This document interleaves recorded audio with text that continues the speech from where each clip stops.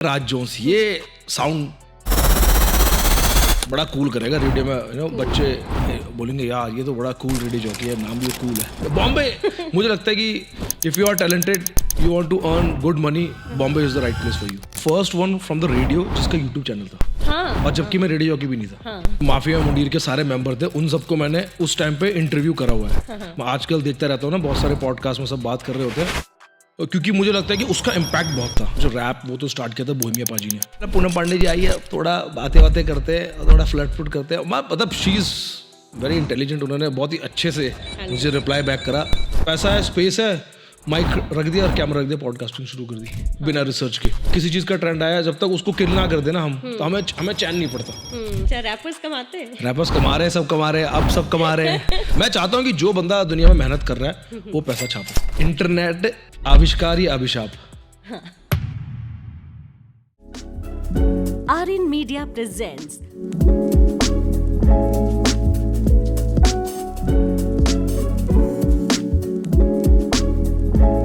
Podcast with RJ Niti, सुनो दिल की। नमस्कार, पॉडकास्ट विद आरजे नीति में स्वागत है आप सभी का। और आज हम एक ऐसे गेस्ट को वेलकम करने जा रहे हैं जो इंडिया के बहुत ही बड़े यूट्यूबर और पॉडकास्टर हैं और हिप हॉप जर्नलिस्ट भी हैं। Welcome Raj Jones. Thank you ma'am. Thank you. कैसे हो आप? मैं बिल्कुल बढ़िया। आप अपने पॉडकास्ट में सबका इतने 200% गर्मजोशी से स्वागत करते हो, तो मैंने कहा आपका भी मैं स्वागत वैसे ही करती हूँ। थैंक यू मैम, बहुत अच्छा लगा मेरे को। और ये मैं बता दूं कि जो मेरी फर्स्ट इंटर्नशिप थी रेडियो में 92.7 बिग एफएम, तो मैम वहाँ थी और हमने साथ में काम किया हुआ रेडियो में। हाँ। और तब से आपने बहुत बड़ी मेहनत से आप स्क्रिप्ट लिखते थे, खुद को रिकॉर्ड करते थे, फिर आके सुनाते थे कि मैम देखो मैंने कैसा बोला है। याद है मुझे। और मुझे बड़ा शर्म आती थी कि मैंने अच्छा नहीं बोला, लेकिन बाद में धीरे धीरे सीख कर बेटर हो गया। बड़ा कुछ हो ना हो, राज जोन्स एक बहुत ही मेहनती लड़का है। और याद है आपने मुझे कई सारी बुक्स रेकमेंड की थी, फर्स्ट डे फर्स्ट शो, वो आज भी मेरी लाइब्रेरी में। अच्छा। 3-4 बुक्स आर.डी. बर्मन की बायोग्राफी, मतलब वो म्यूजिक और फिल्म से रिलेटेड बुक्स थी। हाँ। तो सबसे जब मैं आपके बारे में रिसर्च कर रही थी राज, तो उसमें बहुत सारी क्वेरीज आ रही थी गूगल पे कि राज जोन्स का असली नाम क्या है, तो आज आप रिवील कर ही दो। नहीं पता है वैसे मोस्टली लोगों को, but my real name is Rajendra प्रसाद।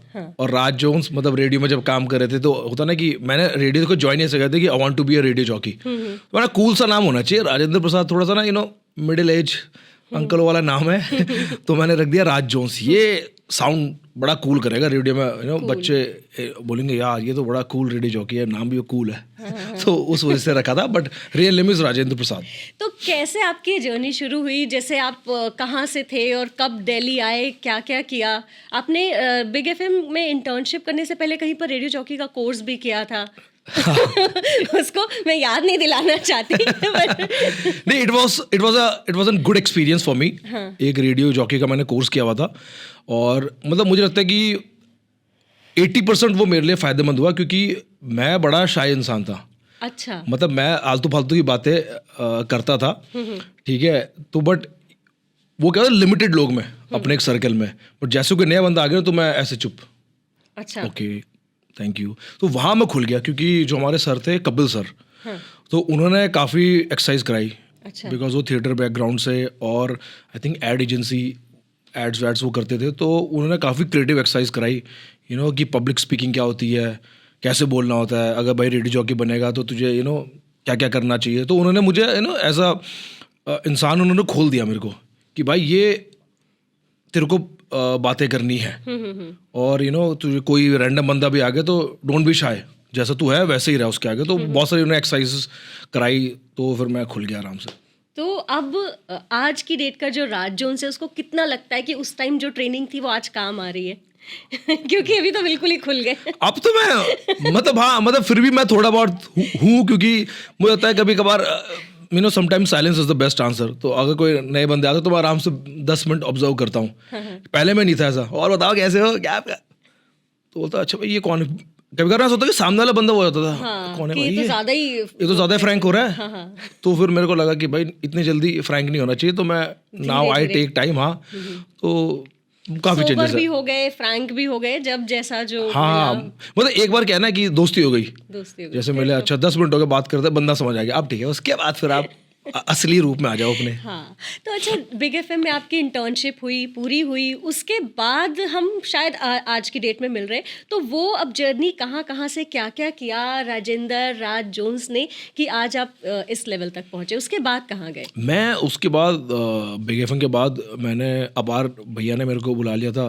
अपार शक्ति, हाँ, अपार शक्ति खुराना भैया ने अ, बड़ा सपोर्ट करते थे हाँ आपको बिग भाई, एफएम में भी, और हाँ बड़े जिंदा दिल इंसान, मस्त। मस्त अपार भैया और राहुल माकिन हाँ, भैया। राहुल माकिन भी बहुत सपोर्ट हाँ, करते दोनों थे। भैया ने मुझे, सुमित भैया, सुमित भैया और उन तीनों भैया ने मुझे काफ़ी सपोर्ट किया है। हाँ। भैया मुझसे बोलते रिस्पेक्ट से। रिस्पेक्ट। तो 104.8 OFM वहाँ मैं था, वहाँ मैंने काम करा मस्त। सबके सब चले गए थे शायद। हाँ पूरा एक पूरा मतलब वो लोग ग्रुप। पहले चले गए थे, मैंने तो इंटर्नशिप मेरी खत्म हो गई थी आई थिंक और बिग तुम्हें एफएम भी बुला लिया। हाँ फिर भैया ने बोला कि इधर आजा मस्त है।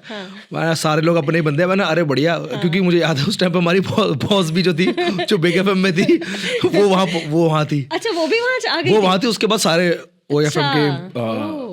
तो ऐसा हुआ था। फिर अपार भैया ने मेरे को बोला कि, मैंने बोला भैया मेरे तो एग्जाम खत्म हो गए, मैं कॉलेज करा था कॉरेस्पॉन्डेंस से, तो उन्होंने बोला कि इंटर्नशिप है। मैंने बोला है भैया तो मैं आ रहा हूँ, डन। उन्होंने बोला आ जाओ, मैं चला गया मस्त। फिर वहाँ पर मैंने 5 साल काटे अच्छा, मेरे ओए में? हाँ ओए में, तब वो OA 104.8 FM था मेरे काम करते करते। फिर वो आई थिंक इश्क 104.8 FM हुआ। हाँ हाँ हाँ, तो वहाँ अभी भी मैंने शायद इश्क ही है। अभी भी इश्क है। हाँ तो वहाँ मैंने बहुत सारे काम करे, सेलिब्रिटी इंटरव्यूज करना, I used to be a music manager, music manager, हाँ वाओ। प्रोड्यूसर, और मैंने वहाँ बहुत सारे काम करे उसके। असली जो ग्रूमिंग हुई शायद फिर वो उस जगह से ही हुई, हाँ। हर एक काम रेडियो का सीख लिया। हाँ मतलब प्रोफेशनली रेडियो जो लर्न करा मैंने वो वहाँ करा।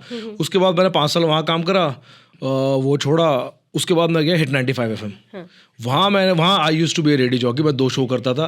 एक आफ्टरनून शो था, राबिया एक को जॉक थी मेरी, अभी भी बहुत बड़ी क्रिएटर है, इन्फ्लुएंसर है। अच्छा। तो वो और मैं एक डुअल शो करते थे, और सैटरडे संडे मेरा हिप हॉप शो चलता था। वो रेडियो का फर्स्ट हिप हॉप शो था, तो वो करा। उसके वो मैंने 1 साल करा वहाँ पर, 10-11 महीने ऐसे। फिर मैं वो छोड़ा। उसके बाद फिर 1 साल दिल्ली में चिल करा मैंने, अपना यूट्यूब का काम बढ़िया चल रहा था। फिर then I shifted to Bombay. अच्छा, बॉम्बे भी गए? बॉम्बे 1 साल मस्त था। मैं बॉम्बे ही होता आज भी अगर कोरोना नहीं आया होता।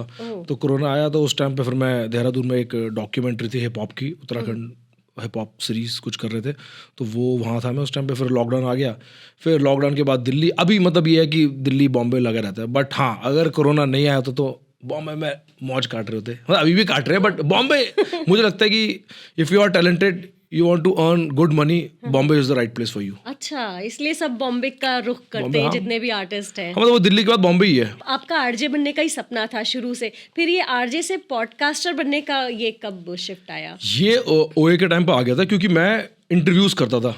तो कभी कभार होता ना कि रेडियो जॉकी बिजी है तो वो नहीं कर पाता, मैं कर लूँगा, मैं कर लूँगा कि कौन आ रहा है, अच्छा ये आ रहा है। तो पहला जो हमारा मिशन होता था कि फोटो मिल जाए बस, हाँ, इंटरव्यू सेलिब्रिटी के साथ। हाँ कि फोटो मिल जाए, क्योंकि फेसबुक का टाइम था। फेसबुक चकाचौंध रहता था कि भाई ये राज जोन्स भाई तो मौज उठा रहे हैं, यू नो, लोगों को ऐसा लगता था। तो वहाँ से मुझे मेरे स्किल्स बेटर हो गए। आई फील कि यू नो, क्योंकि मुझे मूवीज की अच्छी नॉलेज यू थी। लकी आल्सो कि उसी टाइम डिजिटल एरा शुरू हो रहा था, आपने तब से ही पकड़ लिया। हाँ मुझे याद है कि दिल्ली में उस टाइम पे I was the first one from the radio जिसका यूट्यूब चैनल था। हाँ, और जबकि मैं रेडियो जॉकी भी नहीं था। हाँ। तो मुझे याद है मेरा, बाकी आई नो रेडियो के ऑफिशियल यूट्यूब हैंडल थे, बट आई स्टार्टेड, मैंने रैंडमली ऐसे पोस्ट करना शुरू किया था। जो फर्स्ट जो इंटरव्यू था वो बादशाह भैया और रफ्तार भैया का डाला था मैंने, क्या और वो ऑडियो इंटरव्यू था। मैंने टाइम भी ऐसा था कि हाँ, बस हर कोई बात कर रहा था उनके एल्बम की, उनके ग्रुप की, जो फिर हाँ हिप हॉप भी स्टार्ट हो रहा था उस टाइम पे। तो मैंने ऐसे रैंडमली डाल दिया था, तो देखा वहाँ पर यू नो अच्छा रिस्पांस मिलने लग रहा था। फिर आई स्टार्टेड डूइंग, क्योंकि मैंने बोला रेडियो में काम कर रहा हूँ, फुल फायदा उठाओ। तो सारे यू नो जितने भी हिप हॉप आर्टिस्ट थे उन सबको इनवाइट करा रेडियो पे। बात शुरू करते हैं माफिया मुंडेर से। वहाँ का आपने जो एक ग्रुप था, आपने रफ्तार को भी इंटरव्यू किया है, हनी पाजी को भी किया है, बादशाह को भी किया है, इक्का को भी किया है, सबको किया है।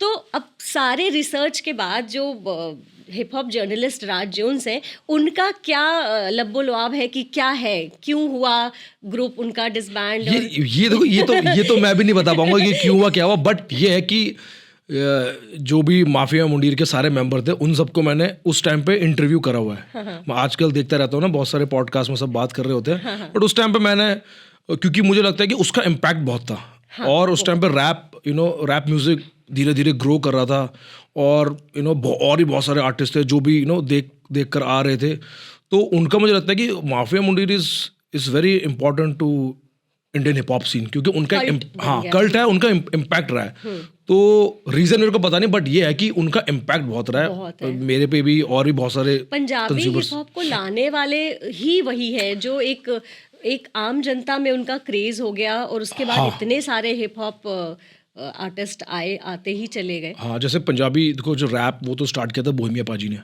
बट इंडिया में फिर बाकी और भी रैप आर्टिस्ट आए। हाँ, क्रेज आ गया, मतलब ग्रो कर रहा था। तो लोग भी, जो यंग जनरेशन थी वो भी कंज्यूम करने लगी रैप म्यूजिक, तो वहाँ से और चीज़ें बढ़ गई।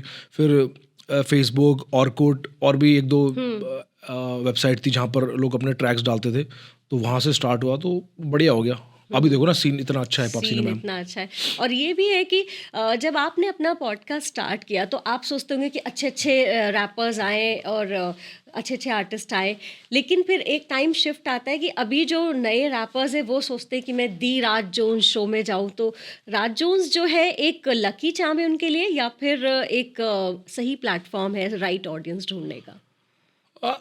लकी चार्म तो अब वो depends on the artist, but हाँ, मतलब बहुत सारा जितने भी आर्टिस्ट है, चाहे वो यंग वंस हो गए या सीनियर है, मतलब दे love me a lot, love me और रिस्पेक्ट बहुत करते हैं मेरे को। तो उनको लगता है कि अगर राज जोन्स के पॉडकास्ट पर आए, क्योंकि मैंने रेडियो से जो स्टार्टिंग की थी वो मैं एक्टर्स के इंटरव्यूज़ करता था। देन मैंने पंजाबी सिंगर्स के मैंने बहुत सारे करे। फिर क्योंकि मैं रैप म्यूज़िक मैं म्यूज़िक तो बहुत सारा कंज्यूम करता हूँ, every genre of music I consume, चाहे समझ आए ना, बट मुझे लगता है music is the universal language, कि अगर आपको अच्छा लग रहा है, आपके कानों को अच्छा लग रहा है, तो कुछ तो गाने में वाइब है या बात है। तो हिप हॉप मैं ज़्यादा कंज्यूम करता था, क्योंकि स्कूल से बाहर का हिप हॉप सुनते थे हम लोग, वेस्टर्न। तो लोगों को ऐसा लगता है कि ये जो बंदा है ना राज जोन्स, ये मुझसे सही सवाल पूछेगा in terms of hip hop, rap music से रिलेटेड। तो तभी मेरे पॉडकास्ट पे लोग आना पसंद करते हैं। तो आप रिसर्च बड़ी अच्छी करते हैं सारे आर्टिस्ट की, ये तो आप दावे के साथ सबसे कह भी देते हो। हाँ, मुझे लगता है कि अगर कोई आया है मेरे पॉडकास्ट पे, तो मेरी रिसर्च टॉप नॉच होनी चाहिए, कि उसको वो सरप्राइज हो कि इसको ये कैसे पता है, ये कैसे पता है। राइट। हाँ। तो कैसे करते हो रिसर्च? मैं कुछ नहीं, मैं मैं देखता हूँ, देखो पहले मैं यूट्यूब पे देखता हूँ, गूगल पे, अगर मैं सबके अगर उनके ऑलरेडी इंटरव्यूज़ या पॉडकास्ट करे हुए हैं, तो मैं वो देख लेता हूँ कि क्या सवाल नहीं पूछना है, ठीक है। और अगर मुझे कुछ अच्छी चीज़ लगती है, तो मैं इसको बेटर वे में कैसे पूछ सकते हैं। राइट। तो ये आंसर निकल, हाँ, इसको मैं अपने वे में कैसे करूँ। अब वो है ना कि क्या बोलते हैं, फ्राइड राइस सब बना रहे हैं, लेकिन मैं इसमें ऐसा क्या मसाला डालूं कि ये बोले ये तो सिर्फ राज जोन्स ही बना सकता है, और कोई नहीं बना सकता दुनिया में। स्पेशलाइज कर लेते हैं। आपका एक हनी सिंह का इंटरव्यू देखा था 2014 में, तो तब वो ये कह रहे थे कि अभी मेरे 70 गाने रेडी हैं 1 साल के अंदर, और ये आने वाले हैं। उसके बाद फिर उनका शायद कुछ तबीयत खराब हुई, और वो पूरे आउटर वर्ल्ड से कट ऑफ हो गए, डिप्रेशन में भी चले गए। तो अभी जब उन्होंने कम बैक किया है, उनसे कोई कनेक्शन हुआ आपका? नहीं, मैं अप्रोच किया था टीम को, तो आई थिंक टाइमिंग नहीं बैठी, या वो आई थिंक उस टाइम पर वो कर नहीं रहे थे पॉडकास्ट, तो ये सीन हुआ। बट हाँ, मतलब हनी भैया मेरी लिस्ट में है ना, definitely I want to do an interview with him. उनके बारे में कुछ कहिए, हनी सिंह क्या है, मतलब ही इज लेजेंड रहे हैं ना। मतलब मुझे लगता है कि उनकी जो प्रोडक्शन है वो हिप हॉप में टॉप नॉच है, समय से आगे की सोच। हाँ, उनके उस टाइम की प्रोडक्शन भी जब मैं सुनता हूँ अभी भी, तो उनकी सैम्पलिंग गेम बहुत स्ट्रांग थी। हिप हॉप में जैसे पुराने गाने सैम्पल करते हैं, तो उनकी सैम्पलिंग गेम बहुत स्ट्रांग थी। रैप तो सबको पता है, इज बढ़िया रैप, मुझे तो बहुत बढ़िया रैपर लगते हैं, सिंगर भी बढ़िया लगते हैं मेरे को तो। बट मैं ज़्यादा फैन हूँ उनकी प्रोडक्शन का, क्योंकि उनकी प्रोडक्शन गेम अपने टाइम से बहुत आगे की थी, है ना। हाँ, वो सैम्पलिंग करना, हिप हॉप बीट्स, क्योंकि वो जिन लेजेंड को सुनते हुए आ रहे हैं और जो वो म्यूज़िक बनाते हैं वो ग्रेट ही होता है। उनके कमबैक के बाद बीफ फिर से शुरू हो गया है। बीफ तो हिप हॉप देखो नॉर्मल है, मैं आपको बताता हूँ मैम, वो नॉर्मल है। बीफ होना, डिस सॉन्ग्स निकालना है, तो ये नॉर्मल चीज़ है, it's a part of hip hop. तो अब मेरे को कुछ ऐसा सरप्राइज नहीं होता। हाँ ठीक है, हिप हॉप कल्चर का पार्ट है तो होता रहेगा। तो बहुत से रैपर्स आते हैं आपके शो में भी और उनका भी डिस चलता रहता है। हाँ। और फिर उसके बाद वो फेमस भी हो जाते, तो ये एक कोई स्ट्रैटेजी होती है या बस हो जाता है? ये मैंने सोचा था ये मैं जरूर पूछूंगी। देखो एक डिस हो गई थी, उसके बाद मुझे लगता है कि लोगों को लगा it's a good strategy, but वो ये ना कि एक स्ट्रेटजी कुछ लिमिट तक ही काम करती है। बाकी व्हाट आई फील कि अगर if you are making good music तो वो आज या कल 10 साल बाद वो लोगों के कानों तक पहुंच ही जाएगा। अभी हम जैसे देखते हैं कि इंस्टाग्राम पे रील्स पे पता नहीं कौन कौन से गाने 10 साल बाद वायरल हो रहे हैं। अभी जैसे वो चल रहा है, वो एक फैशन ट्रेंडिंग रील है, उस पर चल रहा है वो लॉन्ग गवाचा, वो मेरे बचपन के गाना है, बचपन का। वो आज भी चल रहा है, मजा बढ़िया, क्योंकि वो it was a great song, good music. तो मुझे लगता है कि वो स्ट्रेटजी पुरानी हो गई है, लोगों को अच्छा म्यूजिक बनाना चाहिए, और अच्छा म्यूजिक बनाओगे आप, चाहे देखो आज आपको उसका रिजल्ट ना ना मिले, बट 10 साल बाद या 5 साल बाद आपको डेफिनेटली मिलेगा। राज जोन्स का फेवरेट सिंगर कौन है? सिंगर, रैपर कहे तो? नहीं, सिंगर रैपर दोनों अलग बता सकते? मेरे बहुत सारे, एक तो है ही नहीं। नाम लिस्ट गिन सकते हो? लिस्ट अपना जैसे मेरे को सिंगर तो मैं आपको बताऊँ, मैं I am a huge fan of Kishore Kumar sahab, Rafi साहब, लता मंगेशकर जी, आशा भोसले, उषा उत्तुप जी।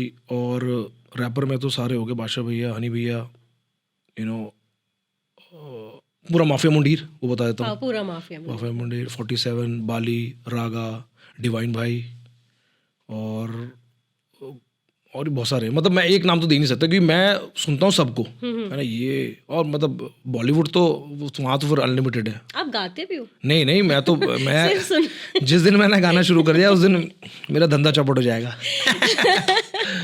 अच्छा, जैसे जब आप पॉडकास्ट करते हैं और इतने आपके लाखों फैंस बन जाते हैं, तो फिर लोग आपको अप्रोच करते हैं एक्टिंग के लिए, मॉडलिंग के लिए, ब्रांड प्रमोशंस के लिए, तो ये सब चलता है? हाँ, मतलब फैंस तो नहीं बोलूँगा, मतलब ऑब्वियसली बात है, आज के टाइम पे बड़ा वो है ना कि you are a creator, influencer, YouTuber, podcaster, तो एक बार उनको पता है कि हाँ इसकी ब्रांड वैल्यू है इतनी, तो इनसे कुछ करवा लेते हैं। हाँ ठीक है, पैसा मिल रहा है, बढ़िया।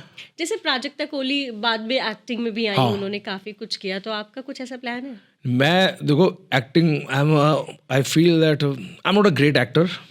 अरे प्लान है तो बता दो, क्या पता कोई डायरेक्टर देख रहा हो।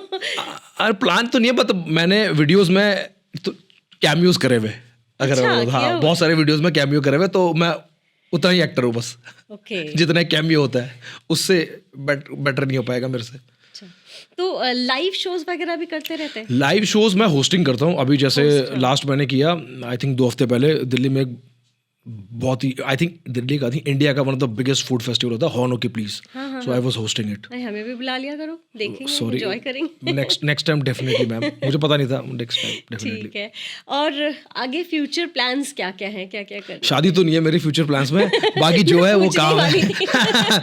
बाकी जो है वो काम है, मतलब काम करो, आई थिंक अपने आप को बिजी रखो। गेमिंग करता हूँ मैं, गेमिंग एंजॉय करता हूँ, और बाकी काम ही करूँगा। अच्छा, पूनम पांडे को इम्प्रेस करने का क्या किस्सा है? वो भी लोग अरे वो देखो मैं बताता हूँ कि मुझे लगता है मेरे में जो फ्लर्टिंग स्किल्स है बहुत अच्छे हैं, तो मैं चाहता हूँ कि उसको मैं यूज़ करूँ। तो पूनम पांडे जी का मैं आई थिंक बहुत पुराना इंटरव्यू था, 6 साल पुराना, हाँ रेडियो में, when I was working with 895 FM। तो मैंने कहा, मैंने पूनम पांडे जी आई है, थोड़ा बातें करते हैं, थोड़ा फ्लर्ट करते हैं, मतलब शी इज़ वेरी इंटेलिजेंट। उन्होंने बहुत ही अच्छे से मुझे रिप्लाई बैक करा, और एक इन हेल्दी वे उन्होंने मेरी फ्लर्ट को लिया, तो ग्रेट, मेरे को मजा आया। मैंने हाँ सामने से रिप्लाई मिल रहा, नाइस।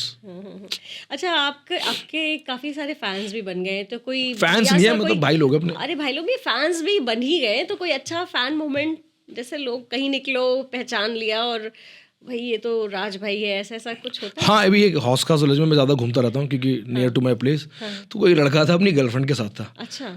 तो मतलब होगा ऐसे, यहाँ मतलब 2 मिनट का डिस्टेंस होगा हमारे बीच में, उसने मुझे पहचान लिया, वो वहां से चिल्लाया, अच्छा, और आया और भाग कर आया, गले मिलने लगा, अरे राजोस भाई, क्या रहे भाई, क्या बात कर रहे हो, आप मिल गए मुझे भाई, मैं बहुत प्यार करता हूँ आपसे, ये करके। और उसकी गर्लफ्रेंड ऐसे देख रही। तो मैं बोलता भाई इससे भी करता है ना। बोलता हाँ अरे इसको नहीं पता आप कौन है, अरे तू जल्दी या फ़ोन निकाल जल्दी पिक्चर लिख। तो मैंने अच्छा ओके। बट हाँ कभी कभार ऐसे जैसे ये SDM मोमोज खा रहा था एक बार, तो बंदा ना मोमोज खा रहा था तो मैं उसके पीछे खड़ा था। तो उसने पीछे मुड़ गया, उसने मोमोज अटक गया गले में। तो बोलता अरे राज भाई आओ आओ। मैंने क्या खा रहा है, बोलता है पनीर मोमोज। मैंने अरे नॉन वेज खाओ, वेज मत खाया करो, वेज घर पे खाया करो। इसका फन नहीं है। तो उसने ऑफर्ड मी, बोला अरे भाई क्या चाहिए भाई, आप क्या खा रहे हो। मैंने मैं चिकन मोमोज खा रहा हूँ भाई, मैं पे कर दूँ। मैंने नहीं भाई चल कर। तो ये हाँ ऐसा मिल जाता मज़ा, बड़ा मज़ा आता है। मैं तो एंजॉय करता हूँ। कभी कभार तो मेट्रो में मिल जाते बहुत सारे। हाँ यही मेट्रो में ऐसे दिख गए। मेट्रो में कोई मिला बड़ा फनी था वो। तो उसने टैटू वैटू, तो लोग फोटो निकाल के चेक कर लेते हैं। अच्छा कि वही है कि हाँ, नहीं। वही है। तो उसने वो 2 केस बताता हूँ आपको किससे बड़े सही है। तो ये बंदे ने फोटो चेक करी, तो फिर आया वो 5 मिनट बाद कि भाई आप ही हो ना। मैंने बोला हाँ। वो तो भाई आप मेट्रो से ट्रैवल कर रहे हो। मैंने बोला भाई नोएडा जाने के लिए मेट्रो ही बेस्ट है। वो तो यकीन नहीं हो रहा मुझे यार। ना ठीक है, फोटो वोटो क्लिक करे चला गया। और एक बार पता नहीं मैं आई थिंक मैं आ रहा था, हाँ नोएडा से आ रहा था मैं, नहीं उत्तम नगर से आ रहा था मैं। तो मैंने वो राजीव चौक पे चेंज करनी होती है नीचे येलो लाइन। तो पता नहीं बंदा उसी में था, सेम मेट्रो में था। वो ना मेरे पीछा करते करते आ गया येलो लाइन में, और उसने मुझे बोला INA पे, मेरा ग्रीन पार्क स्टॉप है, कि भाई राजवंश भाई हो क्या। मैंने हाँ। बोलता अरे भाई मैं तब से सोच रहा था। मैंने आप तो सेम मेट्रो में थे ना उत्तम। बोलता हाँ। बोलता भाई मेरे को वहाँ जाना है। मैं तो भाई वही बोलता था ऊपर। उसने पूरी चेंज कर दी। मैंने बोला वो तो भाई मेरा स्टैंड आने वाला। फिर उसने मतलब बोलते वो जो टी-शर्ट पहनती वो आई थिंक सेम कोई पिक्चर थी इंस्टाग्राम पे, तो उसने पहचाने, पिक्चर से क्लिक करी। मैंने बोला भाई पहले ही बोल देता यार, तेरा तो उसका आधा घंटा वेस्ट हुआ। अब वो वापस जाएगा तो मेरे को मैंने पहले ही बोल देता भाई। तो ऐसे हो जाता, सही है। मैं तो एंजॉय करता हूँ, मजा आता है। हाँ हम लोग के अभी लास्ट शो में वो आए थे आशुतोष कौशिक, बिग बॉस 2 के विनर। हाँ है ना, वो भी आए थे। तो वो भी कहते कि वो भी आराम से मेट्रो में ट्रैवल करते हैं, तो कई बार लोग पहचान लेते हैं उन्हें भी। तो ये हाँ मजा वो आता भी है। भाई आजकल बहुत पॉडकास्ट दे रहा है। वो तो वायरल होता है ना। बिग बॉस और रोडीज 5 तो थप्पड़ मारा था ना। थप्पड़ शांभवी को शांभवी का याद है। पूछा मैंने। वो स्क्रिप्टेड नहीं था जहाँ तक मुझे पता है। नहीं वो स्क्रिप्टेड नहीं था, वो उसने उनको टास्क दिया गया। हाँ टास्क दिया था, याद है मुझे। कहते टास्क दिया तो फिर टास्क है तो अच्छे से करूंगा। वैसे ही इल्जाम लगते थे कि टास्क नहीं करता है आशु, तो लोग कर दिया। फिर लोग कह रहे हैं कि क्यों किया बड़ा खतरनाक टास्क था, आज तक लोगों को याद है। हाँ वो ऐसे ऐसे उसको मतलब थोड़ा टाइम लगा, शॉक में आ गई थी बंदी। यस आशुतोष। ये टैटूज जरा दिखाओ हमारे नहीं व्यूअर्स कुछ को नहीं, भी बड़े सही सही लग रहे हैं। हिप हॉप से रिलेटेड है ये। पहाड़ से हूँ तो पहाड़ है हाथों में। बाकी ये हिप हॉप के एलिमेंट से ये एस्ट्रोनॉट है। अच्छा एस्ट्रोनॉट में भी है interest? हाँ मैं बड़ा स्पेस में मुझे बड़ा इंटरेस्ट है, एलियंस UFO तो वैसे अच्छा मुझे सही लगता है। हाँ मुझे सही लगता है, मैंने बढ़िया है, एक बार तो देखना है UFO alien.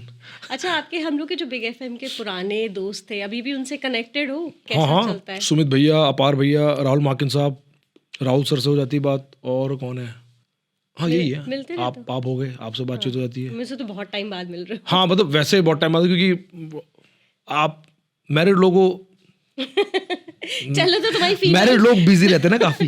Female fan following की बात करते हैं। मैं बड़े देर से रोकने की कोशिश करी थी, लेकिन चलो पूछ लेते हैं। अब इतने सारे तुम्हें मेट्रो में पीछा करते करते पहुंच गए, तो अब बताओ फीमेल जो बंदियां हैं वो क्या क्या तक जाती है? नहीं वो नॉर्मली मिलते हैं ज्यादा। मोस्टली देखो सब लड़के मिलते हैं, क्योंकि हिप हॉप जो कंज्यूम कर रहे हैं म्यूजिक वो मोस्टली लड़के होते हैं। बट कभी कभार हाँ रेयर केस होते हैं कि कोई किसी आर्टिस्ट की फैन है, तो किसी ने पॉडकास्ट देखा है तो हुआ था। अभी हाँ मतलब एक मैं ना ये इधर बॉम्बे में था, तो बादशाह भैया ने वो लॉन्च किया है बैड बॉय पिज़्ज़ा।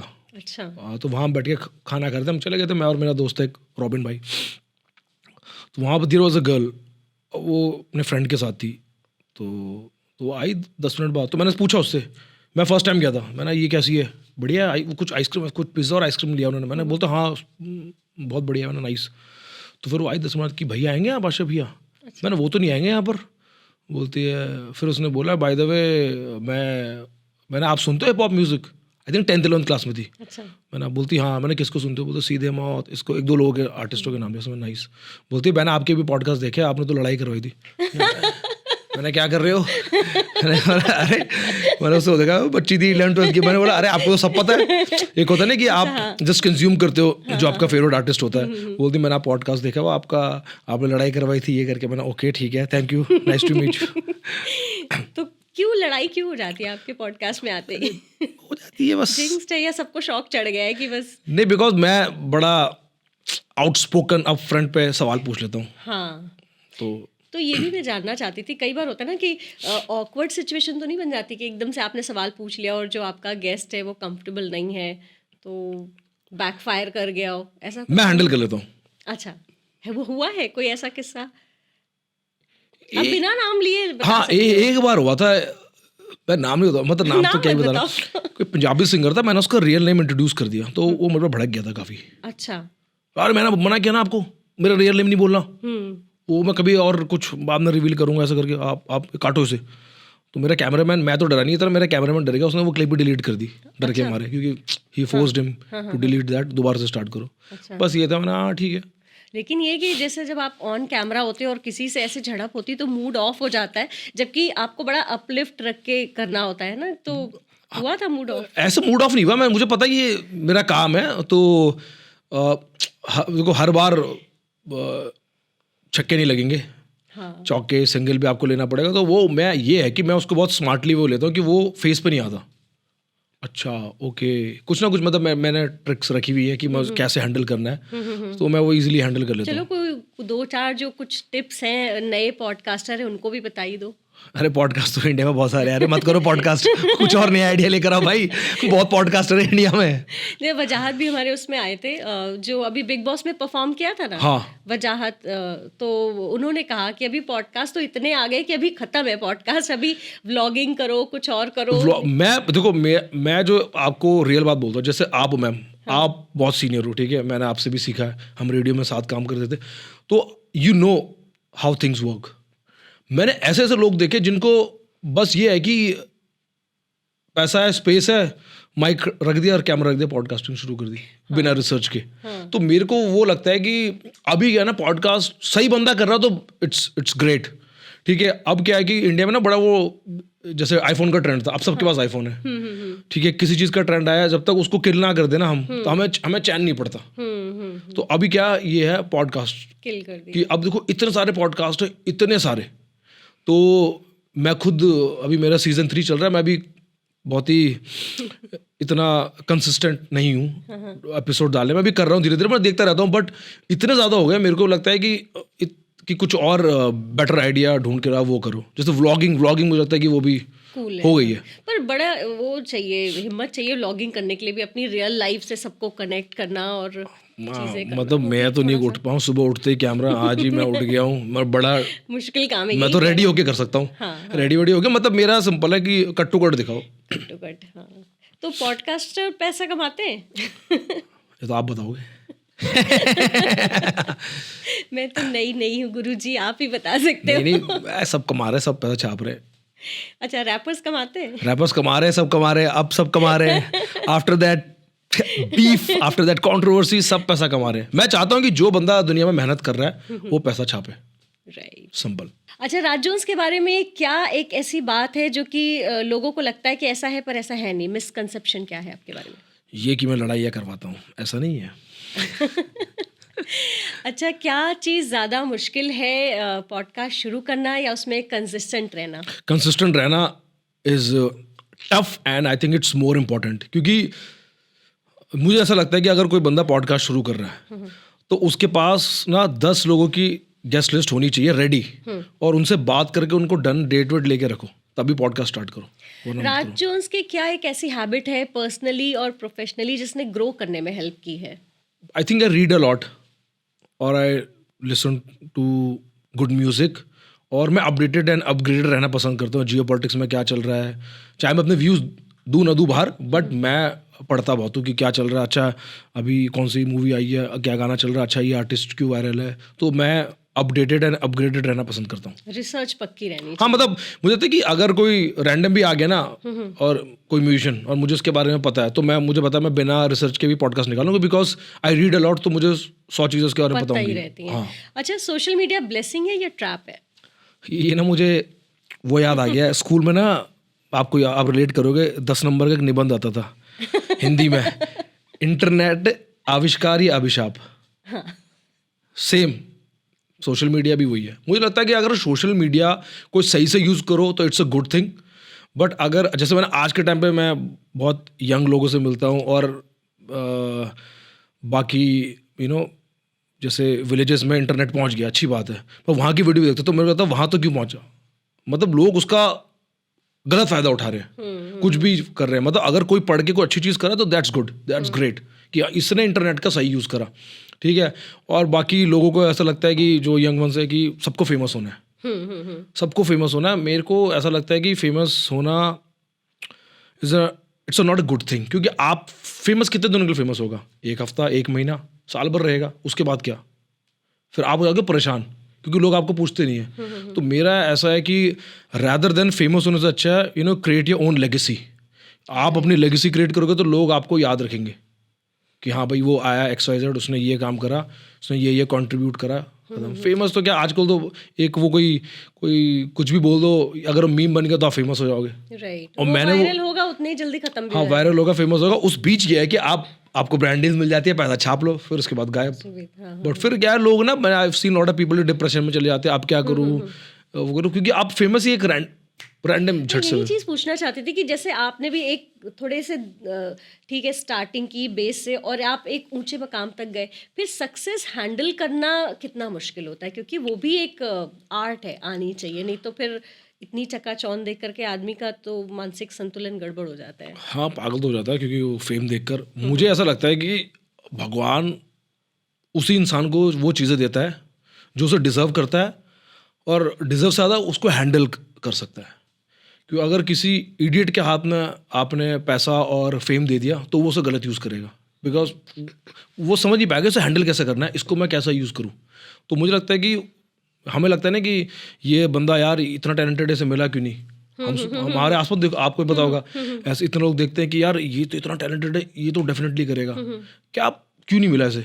तो ये एक रीज़न है, ये मैंने बड़ा पढ़ा और सोचा भी, काफ़ी चीज़ें देखी, तो वहाँ से मुझे ये, मतलब मेरी थ्योरी गलत भी हो सकती है, बट व्हाट आई फील कि भगवान हमेशा उसको देता है जो हैंडल कर सके। आप क्या करते हो ग्राउंडेड रहने के लिए, क्योंकि सक्सेस आने के बाद भी जो लोग ग्राउंडेड रहते हैं ना उनको नहीं अफेक्ट होता है ज़्यादा। हाँ, और मतलब उसका आप सक्सेस का और फेम का आप यूज़ कैसे कर रहे हो, लोग गलत वे में भी यूज़ करते हैं, ठीक है, तो फिर हैंडल नहीं होता, फिर आप ख़त्म हो जाते हो। तो मुझे ऐसा लगता है कि उसी को मिलता है जो डिज़र्व करता है, जो हैंडल कर लेता है, सबसे बड़ी बात है। राइट। अच्छा, आपने बड़ी डीप रिसर्च की है हिप हॉप कल्चर की, इंडिया में किस तरह से ग्रो हुआ, कभी बुक लिखने की नहीं सोची कि ये एक कंपाइल कर दे सारे आर्टिस्ट की जर्नी, ऐसा कुछ, या मैं अभी ये आइडिया दे रही हूँ? नहीं, मैंने हाँ मतलब बुक लिखना एक टास्क है, बहुत इट्स अ टास्क। और फिर क्या है ना कि लाइसेंस, परमिशन, किसी के बारे में कुछ उल्टा ना लिख दो, मतलब रियलिटी, क्योंकि मेरे पास तो 100 चीज़ें हैं, मैं तो स्टार्टिंग से करता रहा हूँ कि यू नो किस आर्टिस्ट ने किसके बारे में क्या बोला। मैं बहुत चीज़ें काट भी देता हूँ ताकि ज़्यादा कंट्रोवर्सी ना हो। बट आप बड़ा पॉलिटिकली करेक्ट रहने की कोशिश करते हो, अगर कोई कंट्रोवर्शियल सवाल भी पूछता है तो आप अपने तरफ से बहुत कोशिश करते हो बैलेंस रहने की। नहीं, मैं वो तो रखता हूँ मैं, है ना, ठीक है, बट मैं कभी कभार मैंने बहुत आर्टिस्टों के पॉडकास्ट से वो चीज़ें काटी हैं जो उसके लिए बुरा ना हो, हाँ, उसकी जो उसके लिए दिक्कत ना हो। तो मुझे दिख जाता है कि भाई, फिर मुझे याद है कभी कभार आर्टिस्टों ने मुझे कॉल करके ही बोला कि भाई थैंक यू यार, आपने वो काट दिया, स्मार्ट एडिट करा आपने। मैं बोलता अगर वो बाइट आ जाती तो मुझे आज लोग गालियाँ दे रहे होते। मैंने हाँ, मुझे समझ आ गया था, बिकॉज मेरा मुद्दा ये नहीं है कि पॉडकास्ट करो खत्म, आप अपने घर में अपने घर, क्योंकि मुझे पता है कि you know I consume his music, I love his music, तो ये तभी मेरे पॉडकास्ट में आया। तो मेरे को वो भी देखना है कि यार इसका हाँ नहीं, इसका आगे कुछ खराब ना हो, तो मैं स्मार्टली काट देता हूँ। बट कभी कभार हमें पता नहीं होता, अब किसी की कंट्रोवर्सी हो गई, बट मैं अपने पॉइंट ऑफ व्यू से रखता हूँ कि अगर इसने ये बोला है कि यार ये ना, मुझे लगता है कि ये इसको दिक्कत देगी, आगे लोग उसको परेशान करेंगे, तो एडिट कर दो।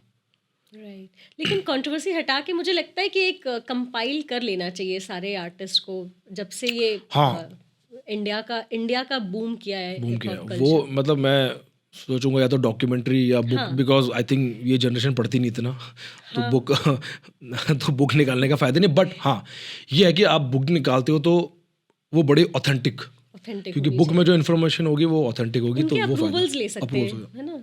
अपने पॉडकास्ट जैसे हम लोग हैं, कोई गेस्ट आता है तो हम एडिट के बाद उनको भेजते हैं, उनका अप्रूवल आने के बाद ही हम फिर पब्लिश करते हैं। आजकल ये बड़ा हो गया ना अनलिस्टेड, कि लोगों को बहुत डरते हैं कि कंट्रोवर्सी ना हो जाए, कुछ ये ना हो जाए, अरे एंजॉय करें यार, क्या है वो, हर कंट्रोवर्सी आपको फायदा ही देती है। हाँ, ये तो अगर आप हैंडल करने वाले हो तो, हैंडल करने वाले अगर आप हैंडल कर सकते हो, अदरवाइज तो भाई फिर डिप्रेशन में चले जाओगे हाँ सीधा। नहीं, फिर तो देख लो, अनलिस्टेड करके देख लो कि यही हटा दो।